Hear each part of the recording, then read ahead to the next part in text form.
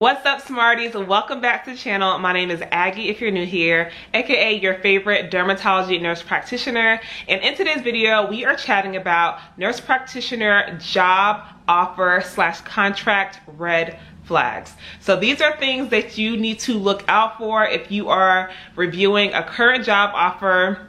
First of all, congratulations. That's amazing that you got the offer. Now it's a matter of figuring out if it is a good fit for you and seeing what terms you need to negotiate, or whether the contract has some terms that are making you scratch your head a little bit, if you know what I mean. So if you're interested in the red flags you should look out for, then please keep on watching. Also, please don't forget to subscribe to the channel, thumbs up, and like this video, and let's hop right into it.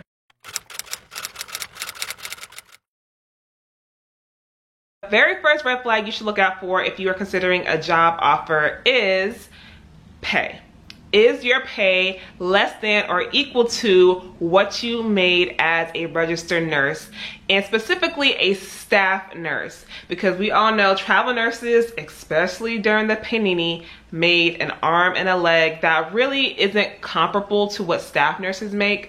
So if the offer they're giving you is less than or equal to what you make as a staff nurse, I think that is a huge red flag and totally unacceptable. As a nurse practitioner, you are an advanced practicing nurse, which means you have invested into your education and you now have a broader skill set that should therefore earn you a higher salary, higher base salary. I think that companies that are offering nurse practitioners less than or equal to what RNs are making don't really value the role of a nurse practitioner, and that to me is concerning. So look out for that. Not to say that it's going to be a job that you turn down, but that's definitely going to be something you're going to want to negotiate. Do not accept the first offer, especially if it is something that you are not interested in. You will resent the company, trust me. The second red flag you need to look out for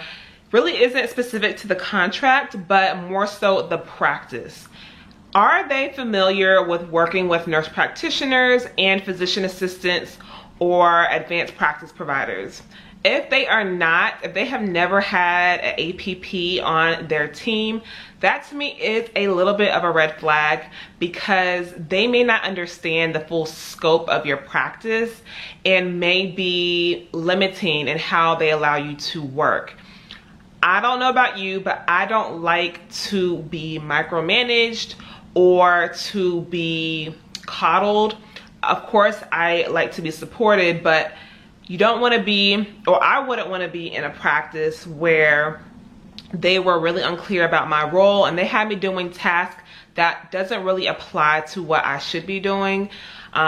They might be a little bit weary about what you can and cannot do. So if they have not worked with other NPs or PAs, you might be in a situation where you may not be able to work to your full scope of practice, possibly, or they just may be, or you may be put in a unsafe situation. It really can go both ways. You could be either really micromanaged, or they can give you all the autonomy. And if you are a new nurse practitioner, you really need to build up to that so you feel very comfortable seeing certain kinds of patients. So there needs to be an understanding from both sides as to what you can see, who you can treat, and you need to feel comfortable with that as well. So pay attention to the practice and what healthcare providers make up the team, who has worked with them in the past or who has worked for the company in the past.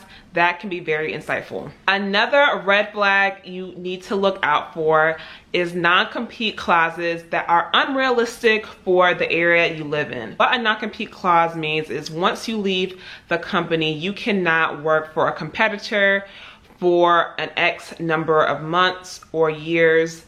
And that really is to prevent providers from taking patients with them to nearby practices or competing practices. So you want to make sure the non-compete clause makes sense for the area you live in. Now, I can't say a certain mile radius minimum is going to be a red flag across the board, because obviously geography plays a role. For example, if you live in a really big city and the non-compete clause is like, let's say 10 miles or 9 miles, when I say big city, I mean it's like big in size, then that might not be a big deal, versus that 10-mile radius in a smaller area, smaller town where there's not a lot of competitors. That could be a problem for you in the case you leave the practice and you want to stay in the same area. You might not be able to find work if that non-compete clause limits where you can seek employment. So it really has to make sense for where you live. Ask yourself, if I had to leave this job, will I be able to find a position that's somewhere close to where I live or in reasonable distance to where I live without having to pick up and move to a whole nother city or state. Another red flag you ought to look out for in these nurse practitioner contracts are severe stipulations if you break the contract. Now, I understand the point of a contract is meaning you and the other party or employer, you agree to the terms, but things happen, right? On both sides. On their side, they could lay off you or another worker, and for you, something can come up where you have to leave the job, or maybe the environment is not what you expected and you need to leave. What does that mean according to the contract? Do you owe the company money? If so, how much? Fully understand what it means if you break the contract. And there are some stipulations out there that make me really wonder, like why do you have all these stipulations to begin with? Like, who hurt you? You know what I mean? Like they will make you pay back any licensing fees that they had to pay for. They might make you owe them thousands of dollars. Honey, they might make you give them your left kidney. Like, they can be insane. So you want to make sure that there's nothing that makes you feel really uncomfortable, especially if you are not sure about the practice in general, or you don't know anyone that can vouch for the practice. Because again, if they have these stipulations, it's for a reason. You know, that means they might have people that are breaking contracts, and if they are, why are they breaking contracts? Is it the employee or the employer? Think about that. The next red flag you need to look out for is any job contract that wants you to commit to more than 2 years. I think it's a little bit sketchy, only under the circumstances of two things. Again, going back to what I was saying previously, is what happens if you break that contract. But two is, can you renegotiate the terms of that contract within that time period? That is extremely important. By signing that contract for, say it applies for 3 years, make sure you clarify with them. Does that mean you are not able to renegotiate salary, renegotiate PTO, renegotiate CME money? Does that lock you in to the terms of that contract for that entire 3 years? Because if it does, I think that's a little bit overboard.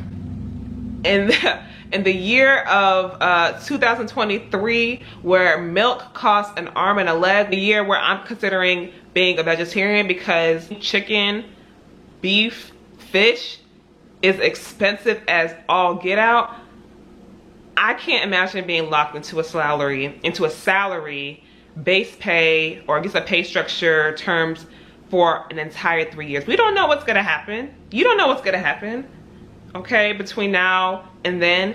So I think that's just a little extreme. I would bring that back, bring that down to 2 years, okay? Especially if it means that you're locked in.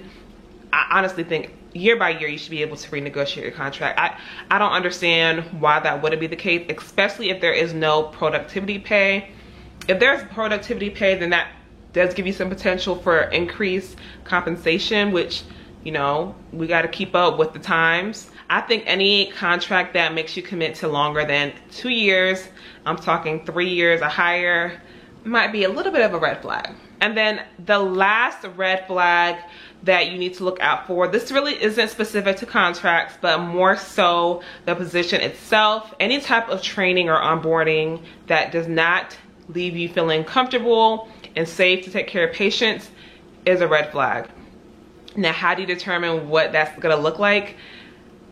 When they're explaining to you what your onboarding looks like, they should be able to communicate that they are willing to work with you at your own pace. It shouldn't be a hard time frame as to when you are independent and seeing patients on your own. Like, I think there should be some flexibility, right? Because ultimately you need to feel safe and comfortable. Now, of course, you cannot expect to be, you know, depending on where you are in your career or how much experience you have, you can't expect to not be seeing patients on your own for forever, because it's a job, right? And you have, they're hiring you to see patients, but it needs to be reasonable. It has to be, I feel like, a gradual progression to you being independent.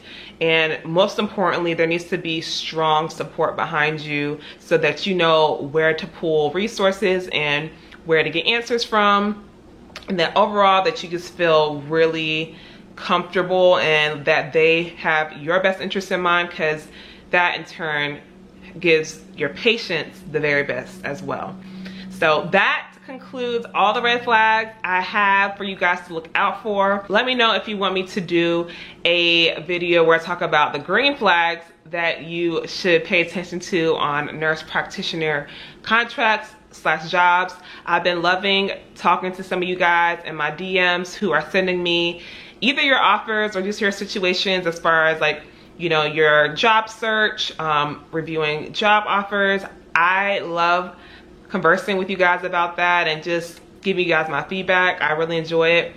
I hopefully will be cultivating some type of community for us to better help one another, because what I find is that nurse practitioners, especially new nurse practitioners, they sometimes lack perspective. Like, they don't know what other people are experiencing, and so they don't know if what they are going through is right, normal, or reasonable. So I'm still trying to brainstorm a way to create a better community for us, but for now, my comment section is the best way to communicate and to hear from other nurse practitioners or nurses about their experiences. Please engage down there, ask me questions down there so I can answer it, because I'm sure if you have the question, someone else has the same question. And that is all. I hope you all found this video helpful, that you enjoyed it. And if you did, please don't forget to subscribe, share this video, like, comment, all that good stuff. And I'll see you guys on the next one. Bye.